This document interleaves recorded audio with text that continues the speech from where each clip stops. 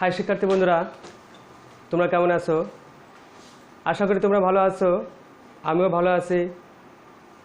আজ তোমাদের সাথে আমি যে বিষয় নিয়ে আলোচনা করব তা হচ্ছে নবম ও দশম শ্রেণীর হিসাব বিজ্ঞান বইয়ের নবম অধ্যায়ের রেয়ামিল।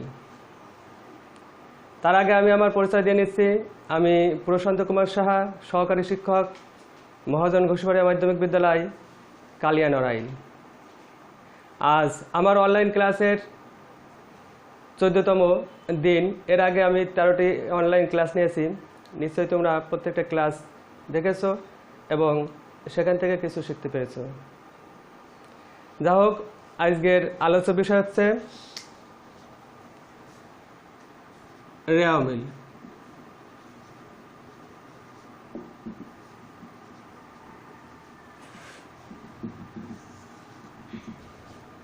তোমরা খাতা কলম বের করো এবং আজকে পুরোটা অধ্যায় জুড়ে আমরা যে বিষয় নিয়ে আলোচনা করবো সে বিষয়গুলো তোমরা দ্রুত লিখে নাও।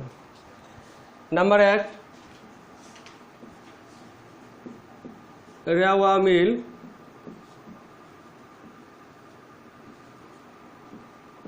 কাকে বলে,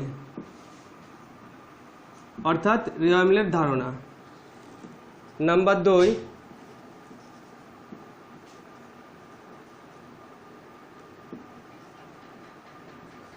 রেওয়ামিল প্রস্তুত প্রণালী, অর্থাৎ কিভাবে রেওয়ামিল প্রস্তুত করতে হবে, কোন কোন বিষয় রেওয়ামিলে যাবে আর কোন কোন বিষয় রেওয়ামিলে যাবে না। তাহলে তোমরা এই দুটো শিখন ফল লিখে নাও। এবার আসি, রেওয়ামিল কাকে বলে।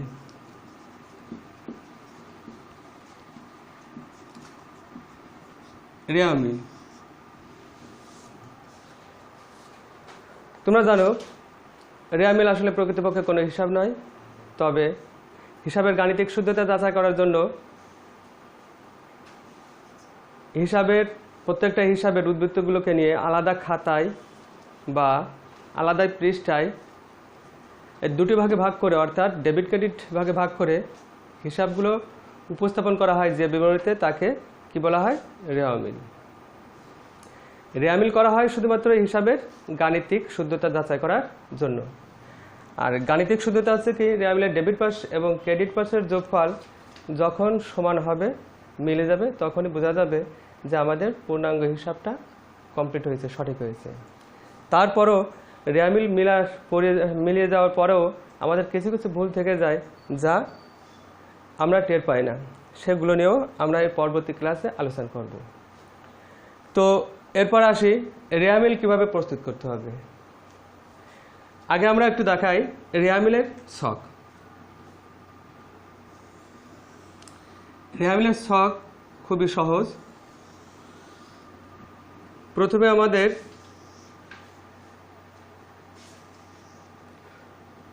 ক্রমিক নং লিখতে হবে, তারপর হিসাবের নাম বা বিবরণ,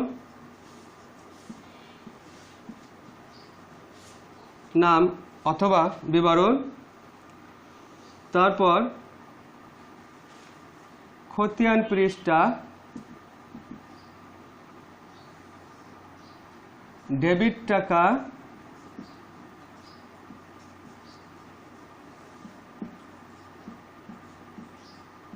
ক্রেডিট টাকা।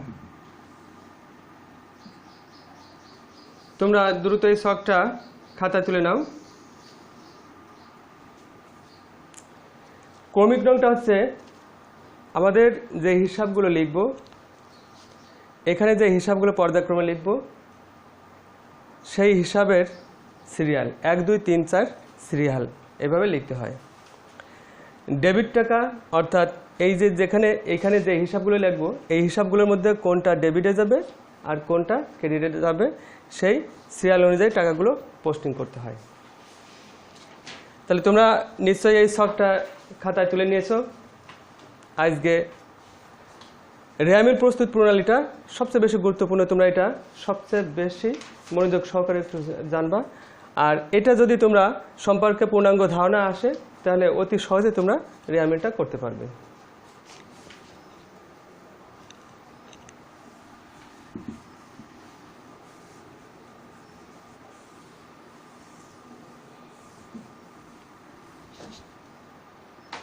রেয়ামিল প্রস্তুত প্রণালী। রেয়ামিল প্রস্তুত প্রণালী সম্পর্কে জানতে হলে তোমাদের হিসাব বিজ্ঞান বইয়ের 129 নম্বর পেজ একটু ফলো করতে হবে। তারপরেও আমি তোমাদের বলে দিচ্ছি, এরপরে বাসায় পরে তোমরা এই শর্টটা একটু দেখে নেবা, ও খুব সহজে সব বুঝতে পারবে। রেয়ামিলের ডেবিট পাশে অর্থাৎ যে সকল বিষয় বা যে সকল হিসাব রেয়ামিলে যাবে, রেওয়া মিলে যাবে, আমি প্রথমে সেইগুলো একটু লিখে দেব, তোমরা লিখে নিবা জাস্ট কোনগুলো যাবে। রেয়ামিলের ডেবিট পাশে যেগুলো যাবে, ডেবিট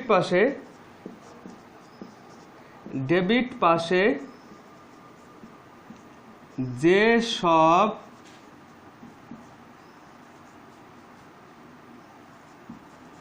হিসাবের টাকা বসাতে হবে, সহজে লিখে দিলাম বসাতে হবে।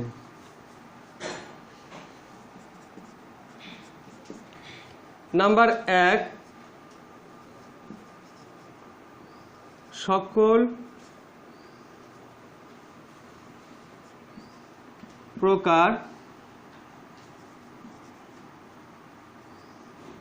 খরচ অবলিক ব্যয়সমূহ, সকল প্রকার খরচ অবলিক ব্যয়। নাম্বার 2, সকল প্রকার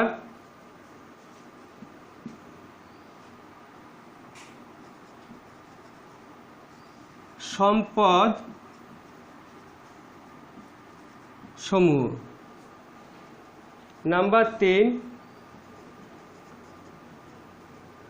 সকল প্রকার অগ্রিম ব্যয়। নাম্বার 4, সকল প্রকার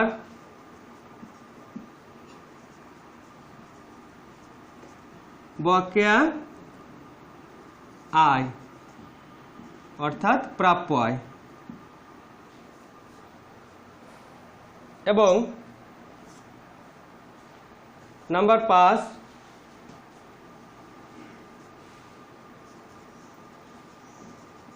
বিক্রয় ফেরত ও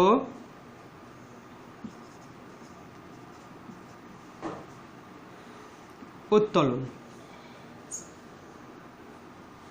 আর একটা জিনিস যাবে 6, পাওনাদার বাট্টা সঞ্চিতি। এখন প্রশ্ন উঠতে পারে যে সকল প্রকার খরচ, সকল প্রকার সম্পদ, অগ্রিম, বকেয়া আয়, উত্তোলন, বিক্রয় ফেরত, পাওনাদার বাট্টা সঞ্চিতি, এগুলো কি? আমরা এর আগের অধ্যায় হিসাব অধ্যায়তে আমরা কিন্তু হিসাবের যে শ্রেণীগুলো আছে, আয় হিসাব, ব্যয় হিসাব, দায় হিসাব, সম্পদ হিসাব, মালিকানা সত্ত্ব, সে সম্পর্কে কিন্তু আমি তোমাদের সুন্দরভাবে বুঝিয়েছি। আশা করি ওইখান থেকে তোমরা বুঝে এখানে অঙ্কগুলো করতে পারবে। এরপর আসি রেয়ামিলের ক্রেডিট পাশে কোন কোন বিষয় যাবে। তোমরা একটু লিখে রাখো রেয়ামিলের ক্রেডিট পাশে। আমি কিন্তু পুরো ক্লাসটা যা লিখছি এর উপর ভিত্তি করে কিন্তু আমি তোমাদের মূল্যায়ন করব, প্রশ্ন করব, উত্তর তোমাদের দিতে হবে। একটু গুরুত্ব সহকারে তোমরা শিখবা। এরপর আসবে রেয়ামিলের ক্রেডিট পাশে যে বিষয়গুলো যাবে অর্থাৎ যে হিসাবগুলো লিখতে হবে। রেয়ামিলের ক্রেডিট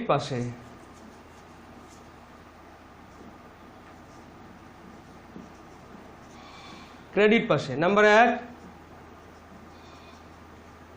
সকল প্রকার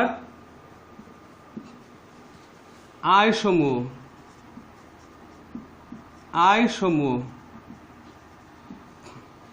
নাম্বার 2 সকল প্রকার দায়সমূহ নাম্বার 3 সকল প্রকার সঞ্চিতি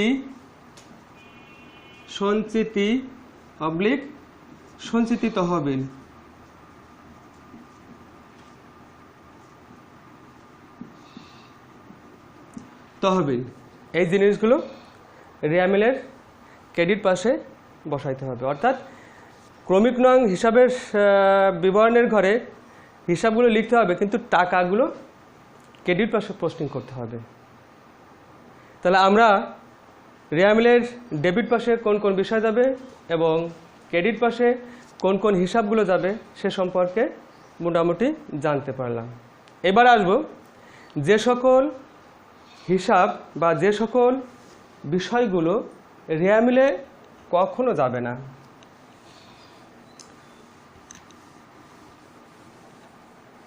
যে সকল হিসাবগুলো রেয়ামিলে যাবে না, যে সকল হিসাব রেয়ামিলে যাবে না, এটা কিন্তু ক নাম্বার প্রশ্নে থাকে 2 মার্কের।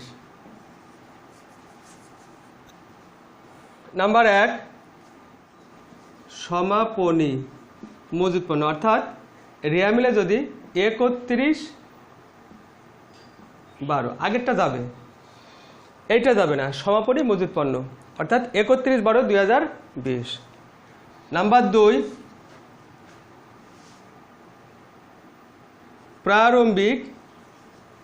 প্রারম্ভিক হাতে নগদ অর্থাৎ যদি রেয়ামিলের মধ্যে 1/1 মনে করলাম 2020 এভাবে লেখা থাকে, তাহলে আমাদের ধরতে হবে প্রারম্ভিক। নাম্বার 3 প্রারম্ভিক ব্যাংক জমা অর্থাৎ 1/1/2020 দেওয়া থাকলে সেগুলো রেয়ামিলের মধ্যে যাবে না। এই 3টি বিষয় রেয়ামিলের মধ্যে যাবে না। কি কি? সমাপনী মজুদ পণ্য অর্থাৎ 31/12/2020। এই 2020 আমি জাস্ট এই বছরের জন্য দিয়ে দিচ্ছি, কিন্তু এটা যে কোনো সালে থাকতে পারে, 2019 থাকতে পারে, 2021 থাকতে পারে বা 2018 থাকতে পারে। সালটা কোনো বিষয় না, বিষয়টা হচ্ছে মাস আর এই তারিখটা, এই দুটো বিষয়টা লক্ষ্য করতে হবে। 2 নাম্বার হচ্ছে প্রারম্ভিক হাতে নগদ। প্রারম্ভিক হাতে নগদটা কি? 1 তারিখে অর্থাৎ বছরের শুরুতে যে হাতে নগদ থাকে বা নগদ তহবিল থাকে, সেটা নিয়ে আমাদের কি করতে হবে? রেয়ামিলের মধ্যে যাবে না। প্রারম্ভিক ব্যাংক জমাটা হচ্ছে ব্যাংকে আমাদের বছরের শুরুতে যে টাকাটা জমা থাকে সেটা হচ্ছে প্রারম্ভিক ব্যাংক জমা। আর এই প্রারম্ভিক ব্যাংক জমা লাস্টে যায় বছর শেষে ব্যাংক জমা যদি 10,000 থাকে, বছর শেষে কিন্তু সেই 10,000 টাকা থাকে না, যার জন্য এটা যায় না, আপ ডাউন হয়। এই 3টে জিনিস মনে রাখতে হবে। এটা কিন্তু 2 মার্কের জন্য থাকবে। এরপর আমরা কয়েকটা পয়েন্ট নিয়ে একটু হিসাব করার চেষ্টা করি, রেয়ামিলটা করার চেষ্টা করি। তোমরা খাতা কলম বের করে লিখো। তোমাদের অঙ্ক বইয়ের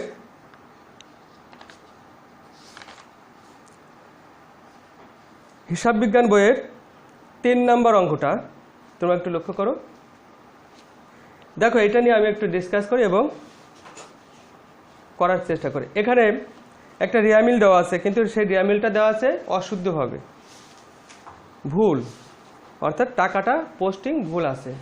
আমরা কি করব, এই টাকাটা সঠিক জায়গা অর্থাৎ ডেবিট এবং ক্রেডিট কোন সাইডে যাবে সঠিকভাবে আমাদের করতে হবে। তো লক্ষ্য করো তোমরা, তো আমি এখানে রিয়ামিলের ছকটা প্রথমে টানি,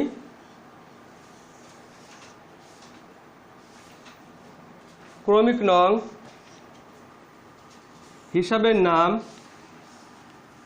খতিয়ান পৃষ্ঠা, ডেবিট টাকা, ক্রেডিট টাকা। ক্রমিক নং, হিসাবের নাম, খতিয়ান পৃষ্ঠা,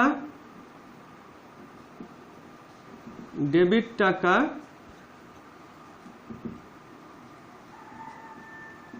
ক্রেডিট টাকা।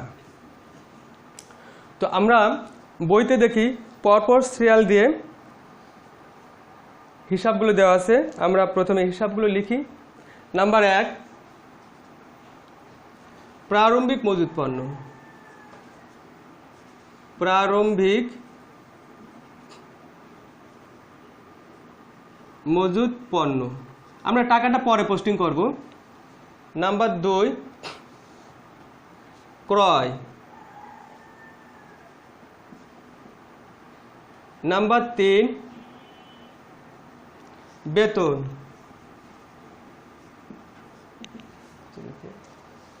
নাম্বার 4, পাওনাদার।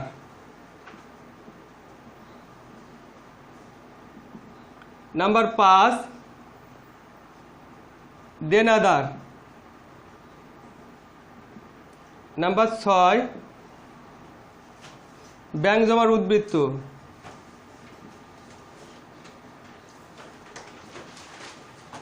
জমার উদ্বৃত্ত। নাম্বার 7, আন্তঃফেরত।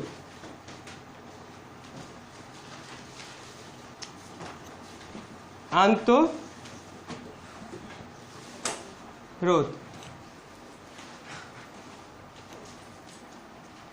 নাম্বার 8, জাহাজ ভাড়া। জাহাজ ভাড়া। নাম্বার 9, প্রদেয় বিল।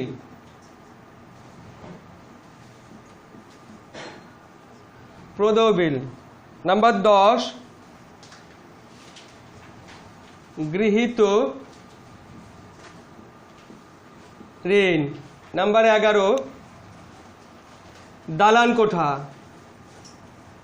দালান কোঠা। নাম্বার 12, বরাদ্দকৃত বাট্টা। বরাদ্দকৃত বাট্টা। নাম্বার 13, মূলধন। নাম্বার 14, বিক্রয়। বিক্রয়। শিক্ষার্থী বন্ধুরা, এরপরে 3-4টে হিসাব আছে যা আমাদের এখানে ধরছে না। আমরা জাস্ট এইগুলো শিখি যে কোনগুলো ডেবিট সাইডে আর কোনগুলো ক্রেডিট সাইডে যাবে। এই 3টে আমি বলে দেব কোনটা ডেবিটে কোনটা ক্রেডিটে যাবে। নাম্বার 1, প্রারম্ভিক মজুত পণ্য। এখানে প্রারম্ভিক মজুত পণ্য হচ্ছে 34,000 টাকা। এই প্রারম্ভিক মজুত পণ্য আমাদের কি? প্রারম্ভিক মজুত পণ্য আমরা জানি সম্পদ। তাহলে ওই যে বলছিলাম যে রিয়ামিলের ডেবিট পাশে যাবে সকল প্রকার ব্যয়, সকল প্রকার সম্পদ, সকল প্রকার বকেয়া আয়, অগ্রিম ব্যয়। আর ক্রেডিট পাশে যাবে সকল প্রকার আয় এবং সকল প্রকার দায়। এটা একটু মনে রাখবা। তাহলে প্রারম্ভিক মজুত পণ্য 34,000, এটা কি সম্পদ। তাহলে আমাদের রিয়ামিলের ডেবিট পাশে যাবে 34,000 টাকা। ক্রয়, ক্রয়টা হচ্ছে কি ব্যয়। তাহলে সকল প্রকার ব্যয় রিয়ামিলের কোথায় যাবে? ডেবিট পাশে। ক্রয় 1 লক্ষ টাকা। ক্রয় 1 লক্ষ টাকা। বেতন, বেতনটা কি? বেতন হচ্ছে ব্যয়, তাহলে বেতন ব্যয় 12,000 টাকা। পাওনাদার, পাওনাদার কি আছে? পাওনাদার হচ্ছে আমাদের দায়, তাহলে সকল প্রকার দায় রেওয়া মিলের কোন সাইডে যাবে? ক্রেডিট সাইডে। ঠিক আছে, সকল প্রকার দায়। এখানে পাওনাদার আছে 40,000 টাকা। সকল প্রকার দায় রেওয়া মিলের ক্রেডিট, পাওনাদার ক্রেডিট। দেনাদার, দেনাদার এক প্রকার সম্পদ, 16,000 টাকা ডেবিট সাইডে।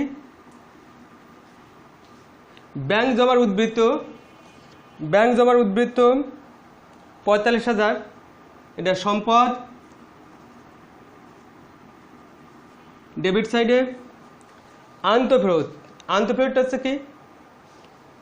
আন্তঃফেরত হচ্ছে বিক্রয় ফেরত। বিক্রয় ফেরত তো আমাদের রেওয়া মিলের ডেবিট সাইডে যাবে, 3,000 টাকা। জাহাজ ভাড়া, জাহাজ ভাড়া 5,000 টাকা। জাহাজ ভাড়া ব্যয় রেওয়া মিলের ডেবিট সাইডে যাবে। প্রদেয় বিল, প্রদেয় বিল হচ্ছে দায়, দায় হলে সেটা রেওয়া মিলের ক্রেডিট সাইডে যাবে, প্রদেয় বিল। গৃহীত ঋণ, ঋণ গ্রহণ, এটা এক প্রকার দায়, রেওয়া মিলের ক্রেডিট সাইডে যাবে।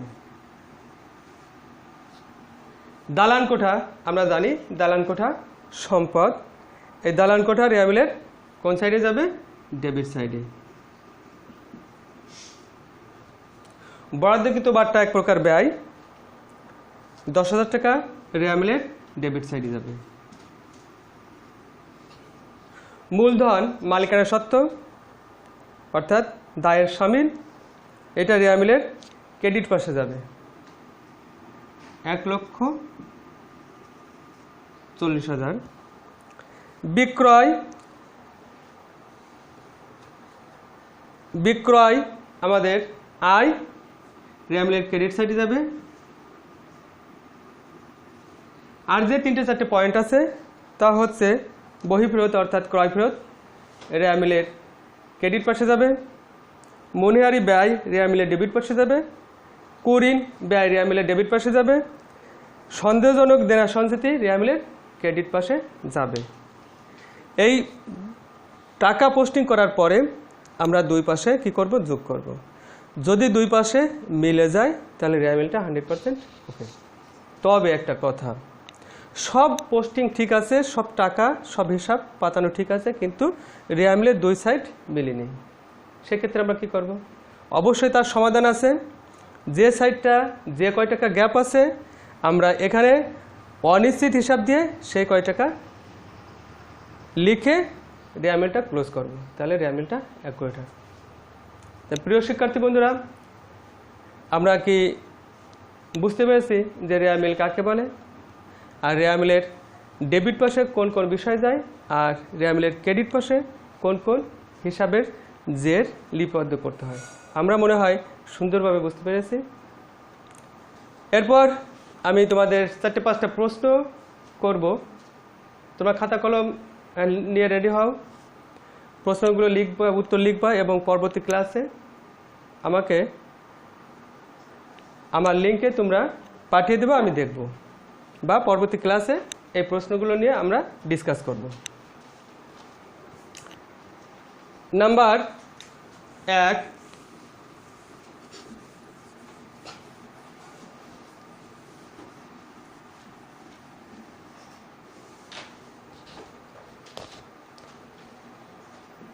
নাম্বার 1,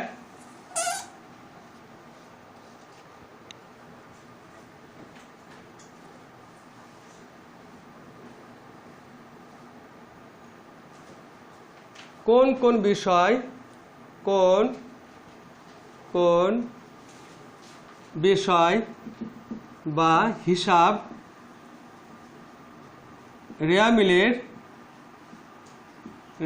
মিলে যাবে না? এই উত্তরটা তোমরা লিখবা। নাম্বার 2,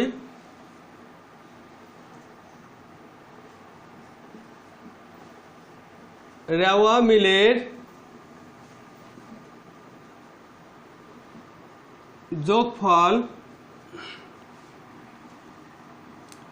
না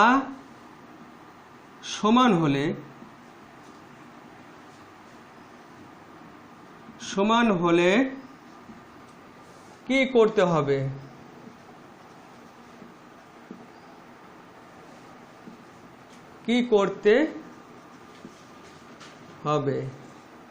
নাম্বার 3,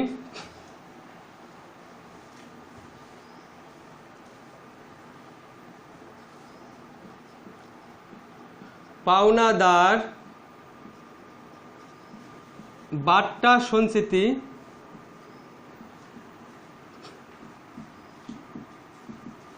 রেওয়া মিলের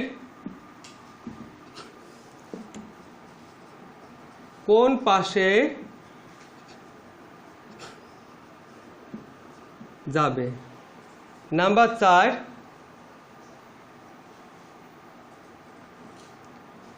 কুঋণ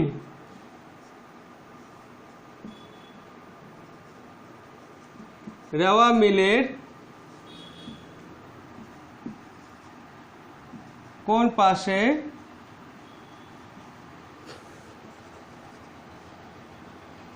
যাবে? নাম্বার 5,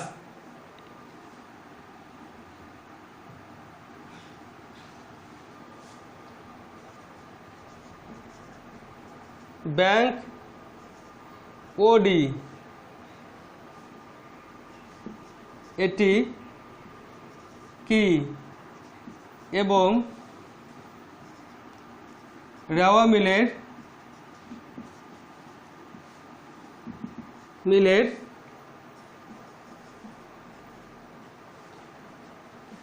কোন পাশে?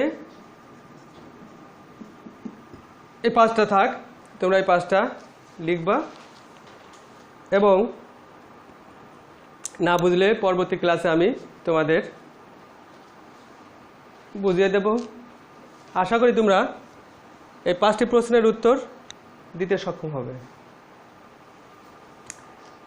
এবার দিই বাড়ি কাজ। তোমাদের পাঠ্য বইয়ের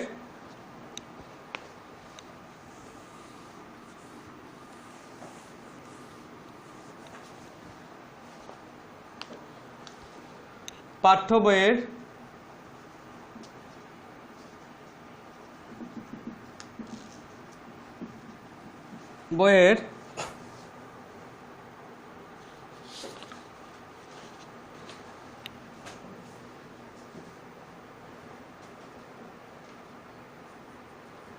4 নং প্রশ্ন,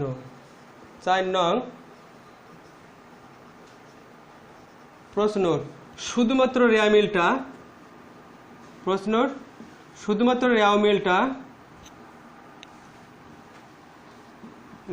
মিল। তাহলে পাঠ্য বইয়ের 4 নং প্রশ্নের রেওয়া মিল করবা শুধু।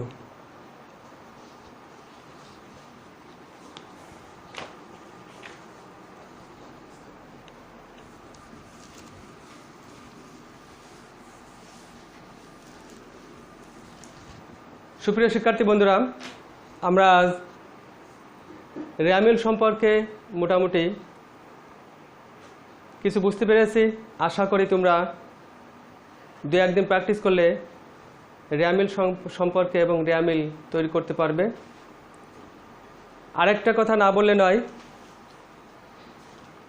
আমি এই ক্লাসগুলো আমার ইউটিউব চ্যানেলে আপলোড করে দিয়ে থাকি।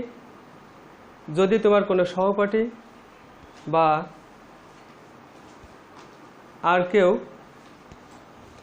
এই ক্লাসটা না দেখেছে, তাহলে তুমি তাকে আমার ইউটিউব চ্যানেলটা দিয়ে দেবে।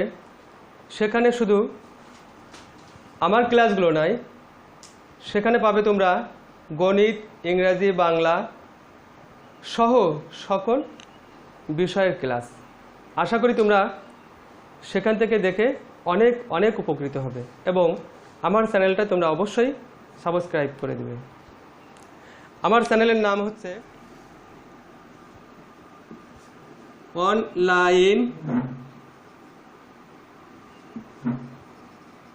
স্কুল 2020। সকলকে আবারও শুভেচ্ছা এবং ধন্যবাদ জানিয়ে এখানে আমার ক্লাস শেষ করছি। আগামী ক্লাসে আসার জন্য তোমাদের আমন্ত্রণ জানাচ্ছি। সকলকে ধন্যবাদ।